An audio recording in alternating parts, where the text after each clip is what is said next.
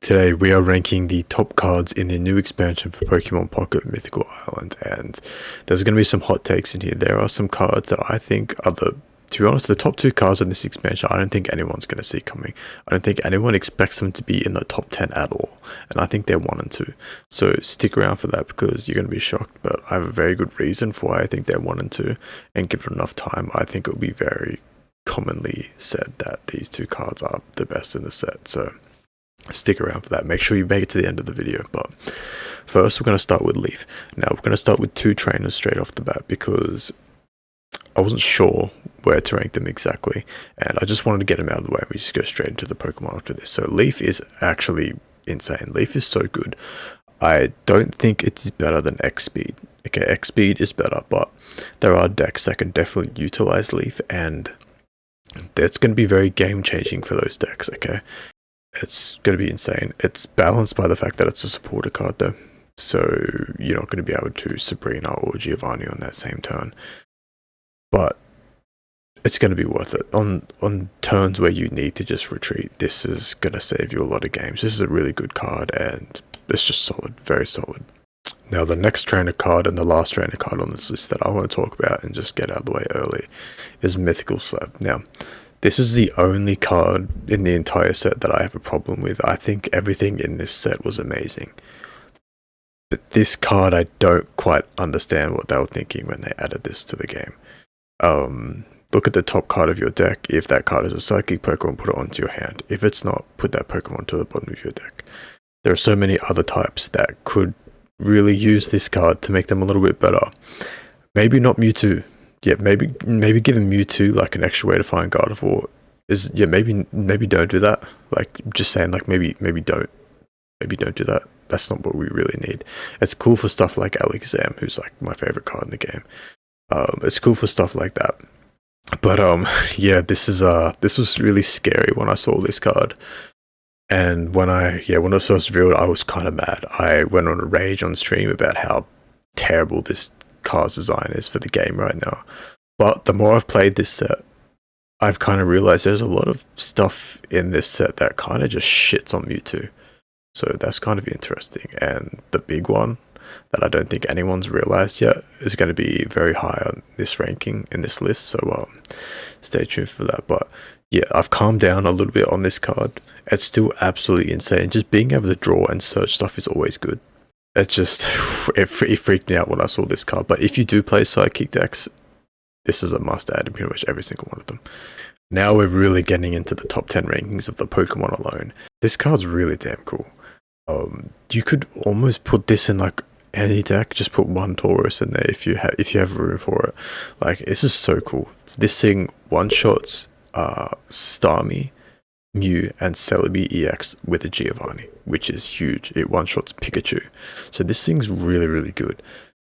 Outside of EX cards, it doesn't really do much. So that's why I feel like you only want to have one of it in a deck, unless you're building around this card. But you can really splash this in anything, and it can really put in some work. The 3 energy attack cost is rough, and you really do have to invest a lot in this attack, but I think it's solid. I think it's really good, and I think it deserves to be in the top 10. As soon as I saw this card, I was so excited about it. But up next, we got Aerodactyl EX. So this was another card that when I first saw it, I was like, why are they doing this? Because evolution Pokemon, they kind of need help right now because basic Pokemon are absolutely running through this game. So why are they adding a Pokemon that hurts evolutions and is just going to make basics even better? If this thing becomes dominant, that's what I was really scared of. But it's definitely a really good card. It's strong.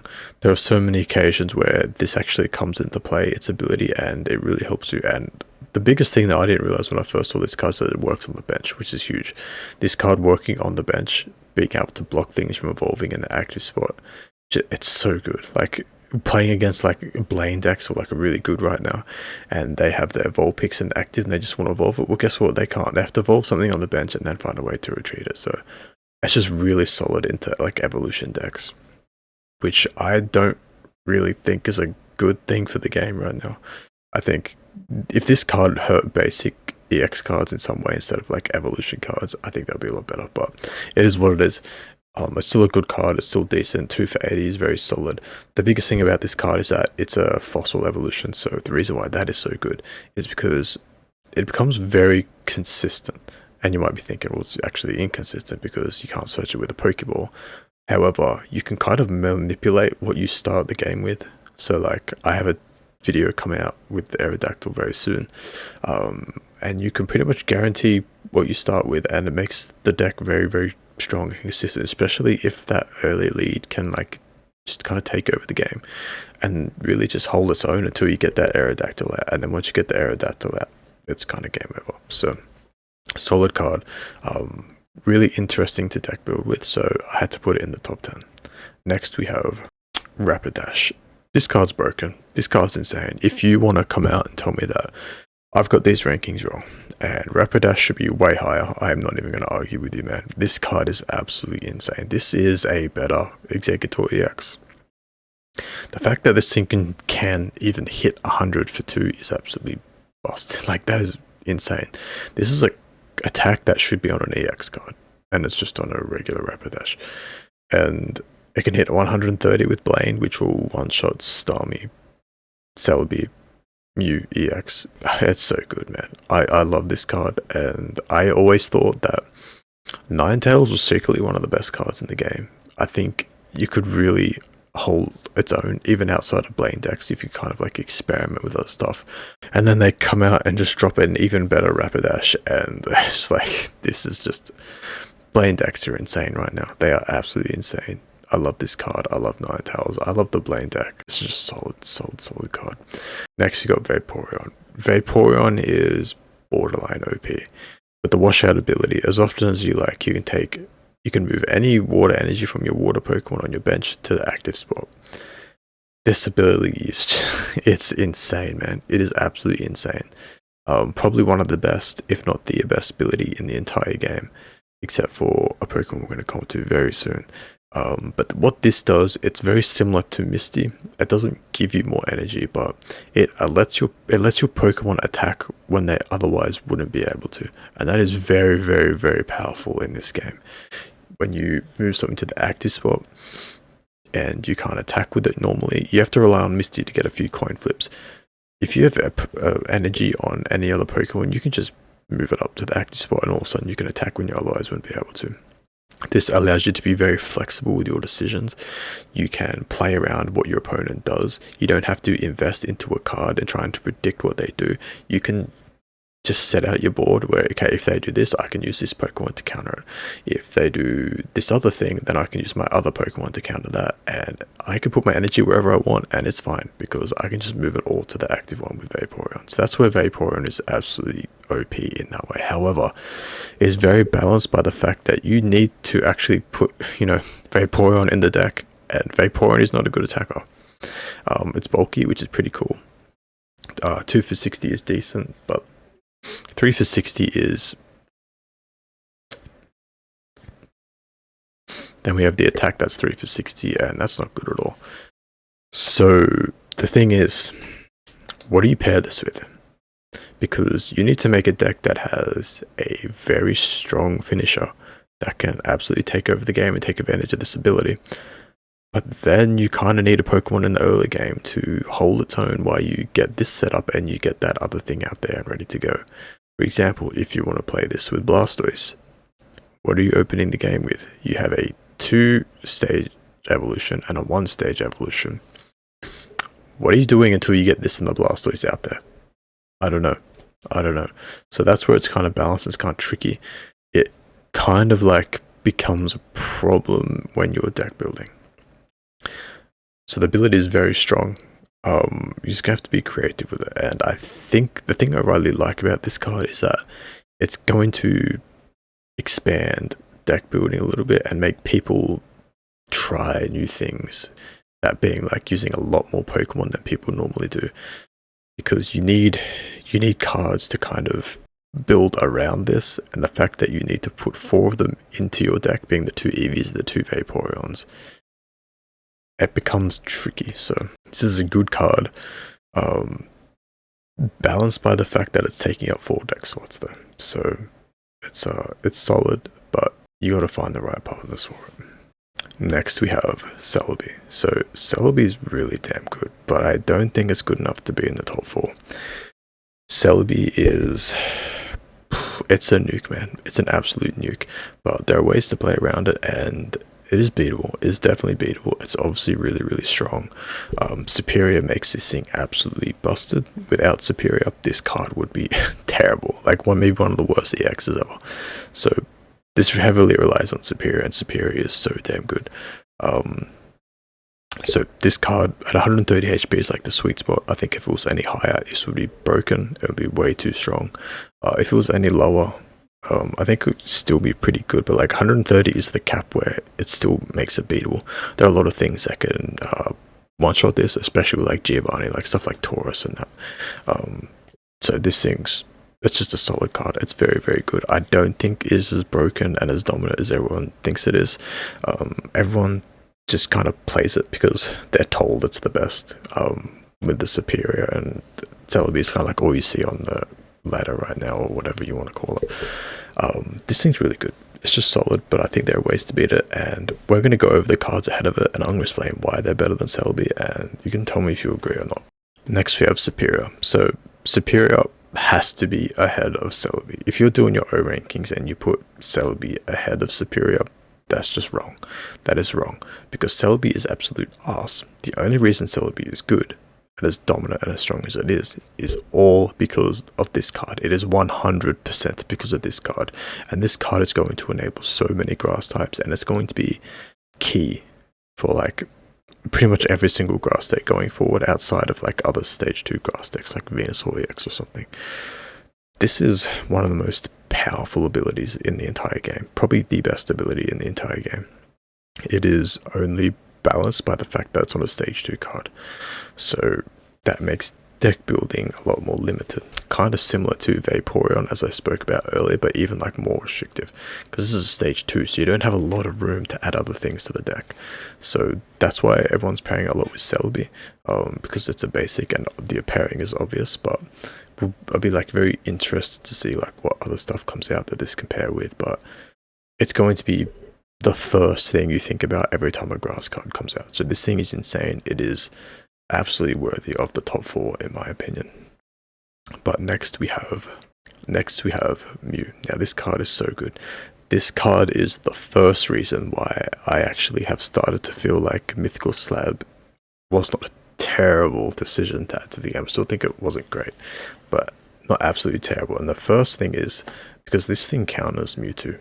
This thing absolutely shuts down and fully counters Mewtwo. The fact that it can one-shot Mewtwo, use its attack for 1 cost less, and you do not discard energy when you use this attack.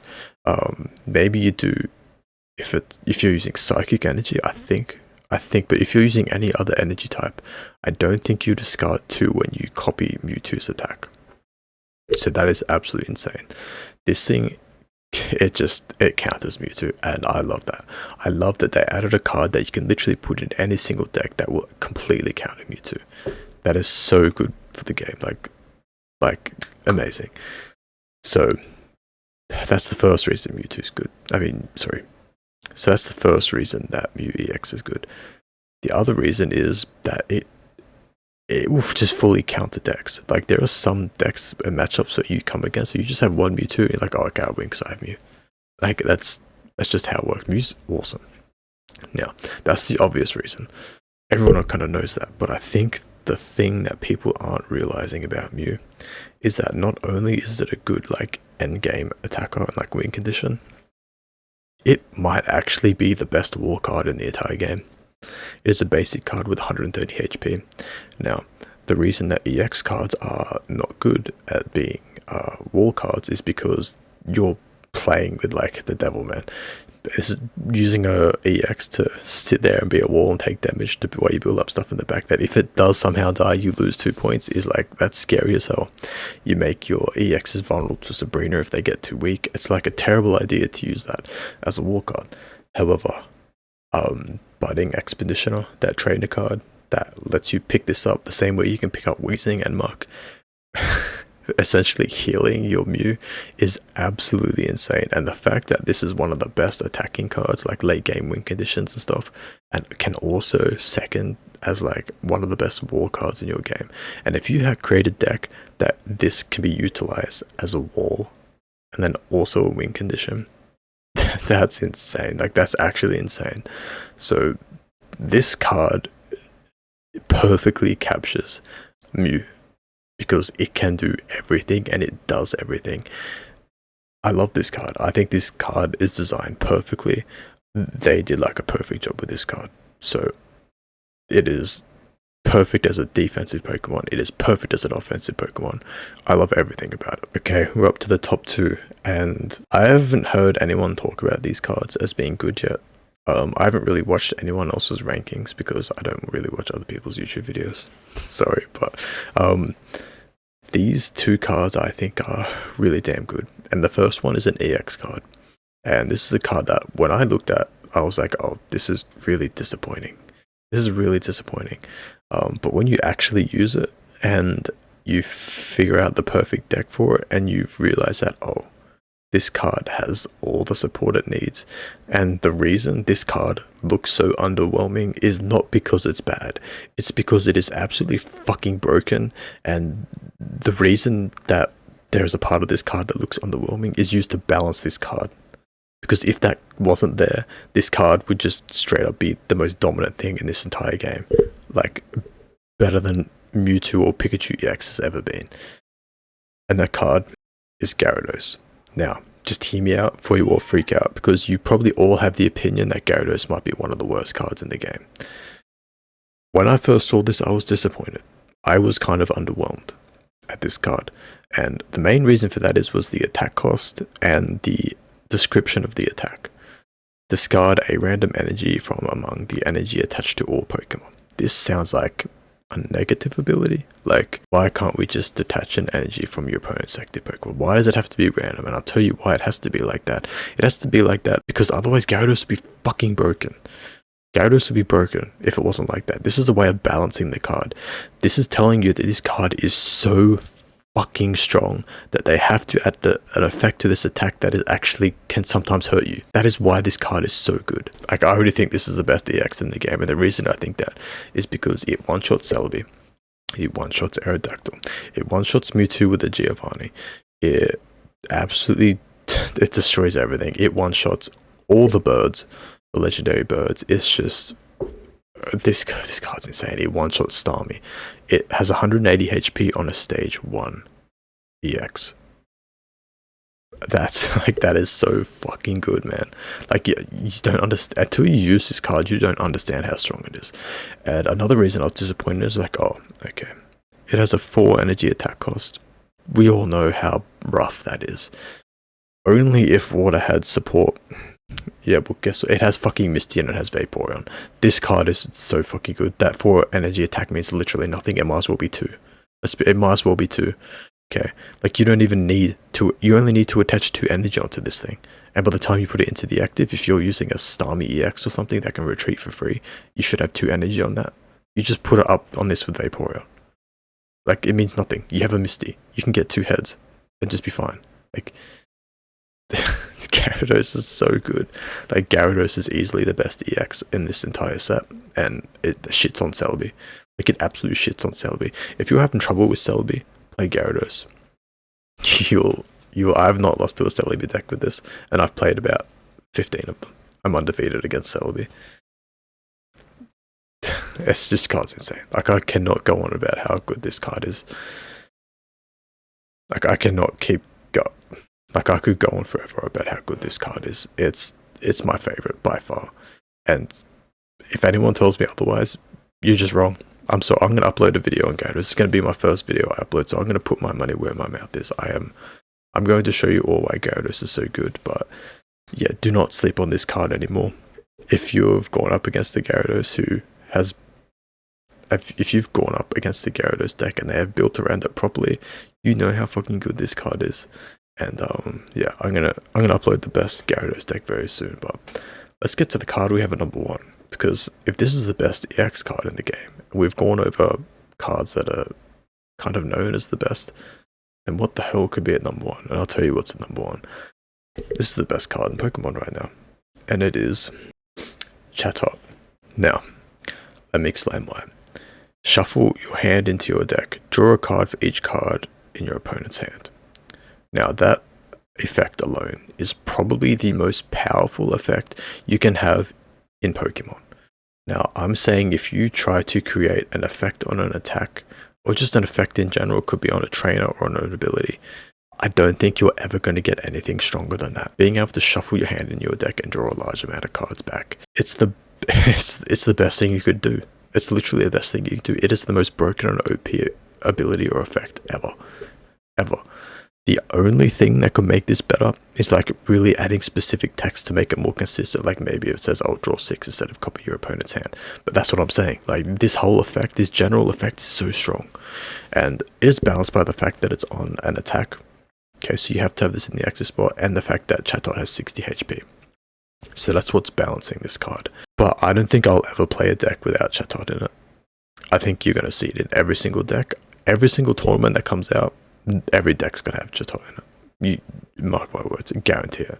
Okay, like everyone thinks Mew is that flexible splash card. This is the card that's going to be in every single deck, and the only decks that probably won't play this are ones with like a really, really, really low Pokemon count. And even still, they still might play it because by late game, Kansas really builds up, and you need that Giovanni or you need that evolution. You just attack with Chatot, you refill your hand, and you're good to go. You do need to position it well. This is a very high skill ceiling card. This is a very, very well designed card. Like you have to position this card properly. You have to be aware of how many points you have available, and like you have to think steps ahead. Like, okay, if I use this to attack, is it going to die? If it dies, can I is it worth refueling my hand? Is it worth refueling my hand to give up a point? These are things you have to think about, and this is where like good players are going to absolutely destroy with this card. Like it adds an element of consistency to every single deck that is just not in the game otherwise. And this thing is it's changing the game. It will change the game. So this is the best card in the set. Every deck is going to run it. I cannot see a world where this card just isn't really used. It's so good. It's so good. I love it so much. I think it's absolutely the #1 card in this set. So they are my top 10. We have 2 surprises with Chatot and Gyarados. Maybe they're not surprises. Maybe everyone else is ranking them, but I just haven't heard anyone talking about these 2 cards being the best. Let me know what your top 10 is. Let me know what you think the best card in the set is. Let me know if you agree with my hot takes with Chatot and Gyarados being #1 and 2. Yeah, let me know if you're enjoying the set. We have a lot of good videos coming out. Peace out.